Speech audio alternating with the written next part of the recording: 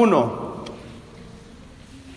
Así empieza en este jueves 1 de septiembre. No es el jueves primero, no es el día primero, el jueves primero. Hoy estamos a 2, ¿no? Pero es el primer jueves de la palabra. Dice el Evangelio de San Lucas que una ocasión Jesús estaba en el lago predicando. Ayer meditábamos porque ayer empezaba así el Evangelio, esta parte del Evangelio San Lucas 4, que Jesús su misión la abrió predicando el Evangelio, la abrió predicando la palabra, la abrió evangelizando. Esa fue la primera tarea misionera de Jesús, evangelizar.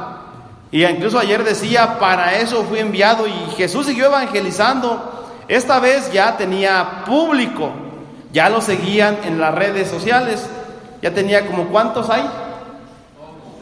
Tenemos como 20 en las redes sociales, ya van apretujando tanto la red de internet que ya casi se va. Bueno, 20 son 20, en nombre de Dios. Les mandamos saludos desde aquí hasta donde estén. Les manda saludos a toda la asamblea, hermanos virtuales, desde aquí. ¿Sí o no? ¿Les mandan saludos? Sí. Ya nos oyeron. Entonces Jesús estaba predicando porque pareciera que en ese momento, en esa etapa de la historia del pueblo, el pueblo estaba sediento de la palabra. Y así dice textualmente, la multitud lo apretujaba porque querían escuchar la palabra de Dios. Aquí dice el mensaje de Dios, pero textualmente dice la palabra de Dios. La gente estaba necesitada de la palabra y entonces empezaban a escuchar que Jesús predicaba y ahí estaban, tanto que apretujaban a Jesús. Esos tiempos no han pasado, hermanos. No es que ahora podamos decir, no, hoy la gente ya no quiere escuchar. No, claro que hoy la gente quiere escuchar. De hecho, tan es cierto que la gente tiene hambre de la palabra, que vean los centros comerciales cómo están. Esos ríos de gente, aún en pandemia, vayan a algún centro comercial, el de Acoxpan, el del Patio, ¿cómo se llama el que está aquí? Patio, Puerta. El Puerta es otro. Pero hay gente y a veces no saben ni a qué van, pero ahí andan. Es que el corazón del hombre anda buscando y se queda donde se siente a gusto. Bueno, la palabra de Dios, por eso creo que la reflexión va centrada en esto. Hoy Pedro nos enseña de alguna manera cómo ser predicadores de la palabra, o qué necesitamos como siervos de la palabra. Y Pedro nos lo enseña con algunas actitudes, con algunas características que él tiene. Y bueno, yo quiero tomar la figura de Pedro para que nos enseñe. Y en este mes de la palabra, pues renovarnos, hermanos. Aquí ya algunos llevamos muchos años. La Madre Coco nos gana a todos en el camino de la palabra. Ella ya nos gana en el camino de la palabra. No en edad, porque en edad es muy joven. Algunos le ganamos, pero en el camino de la palabra la Madre lleva muchos años caminando con la palabra. Bueno, Pedro nos enseña. Primero, ahí estaban. Pedro estaba ahí chambeando con su barca y Jesús lo ve. Versículo 3. Se sube a su barca. Se sube a la barca de Pedro y le pide que aleje un poco la barca de la orilla, porque lo estaban apretujando. Le pide, y Pedro, ¿qué hace? Lo obedece. Entonces la primera característica de Pedro que nos enseña a los servidores de la palabra es obediencia a Jesús, obediencia a la palabra. Es una característica, y en este mes de la Biblia, ojalá que todos nos sintamos cuestionados y sensibles y obedientes a la palabra, que se va a manifestar de muchas formas. La palabra de Dios tiene muchas formas de manifestarse. Ahí está Pedro obedeciendo. Se echa hacia adentro y dice hermosamente el Evangelio de Lucas: Desde esa barca, de la de Pedro, Jesús empezó a enseñarle a la gente. Ahí dice el versículo 3 al final. Desde la barca de Pedro, Jesús comenzó a enseñarle a la gente. Fíjense, no sé si sea válido decir lo que voy a decir, pero ya lo voy a decir.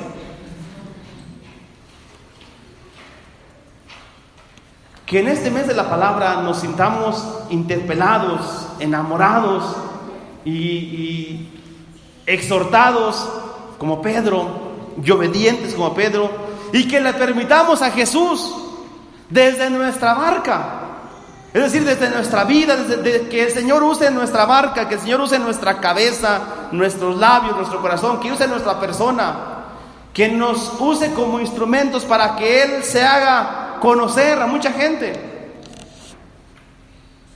Digo, no sé si sea válido decir que nosotros somos como esa barca en la que Jesús quiere treparse para predicar, para darse a conocer. Porque ¿de qué otro modo podemos darle a conocer el mensaje del amor de Jesús a este mundo, sino a través de nosotros?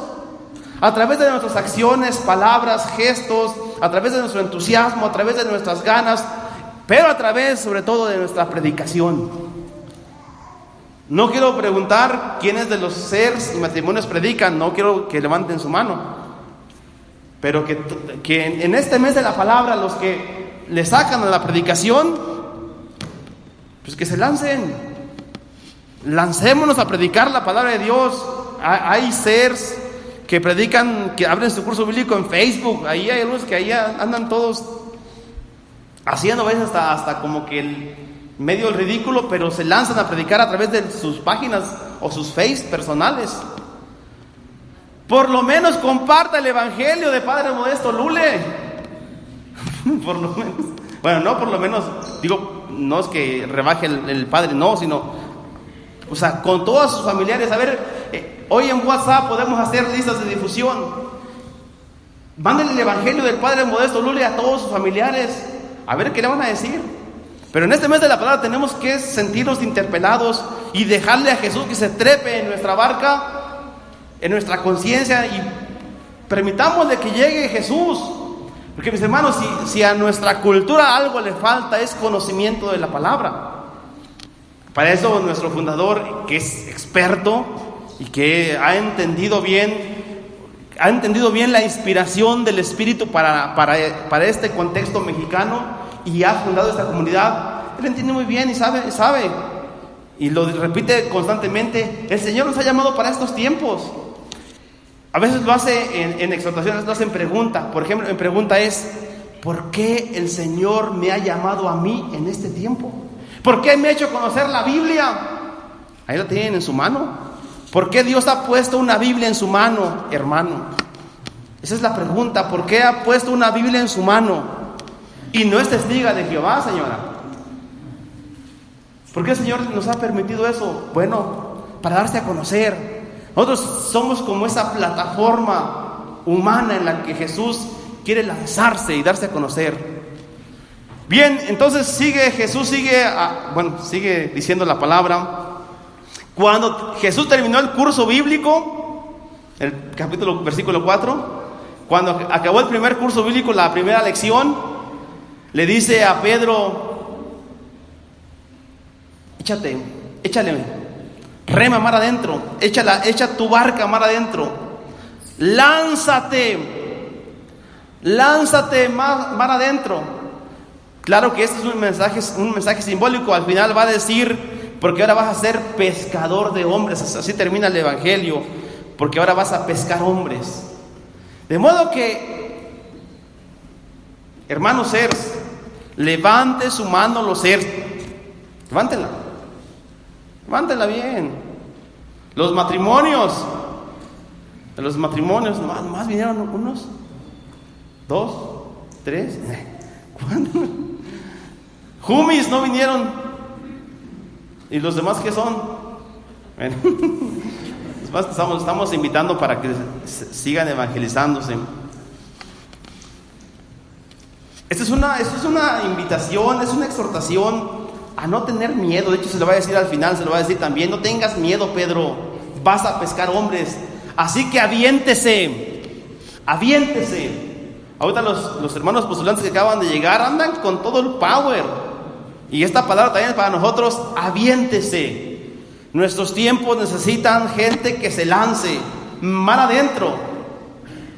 Que no escatimemos, hermanos, que no tengamos miedo de evangelizar, de predicar la palabra. ¿Por qué tendríamos miedo? ¿Por qué tendríamos que tener miedo de hablar de Dios? ¿Por qué? ¿Qué nos puede pasar si hablamos de Dios? ¿Qué es lo más que se burlen de ti? Que te digan, ay, estás bien tirado. O que te den una friega. No creo. Por eso creo que la exhortación es esa, es a los que ya predican o están en proceso de predicar, o que están en la guía, a los que van empezando de los matrimonios, aviéntense a predicar, sin miedo al éxito, como dicen aquellos, sin miedo al éxito, papi, como dicen aquellos amigos de praderas, ¿cómo se llaman? Praderas, ¿no?